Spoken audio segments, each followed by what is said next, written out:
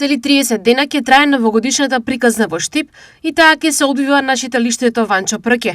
Од општината потенцираат дека се ќе биде на највисоко ниво, а содржајно многу побогато од лани. Централното градско подрачје ќе биде целосно новогодишно осветлено и украсено, но акцент се става на читалиштето Ванчо Прке, каде се најавуваат спектакли за сите генерации.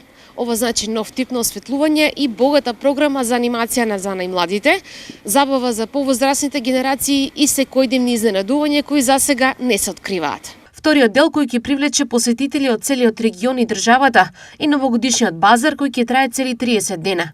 Ќе бидат лоцирани продажни објекти каде ќе може да се види, изложи, продава и купи широк асортиман на новогодишни реквизити, но и храна за сите гурмани.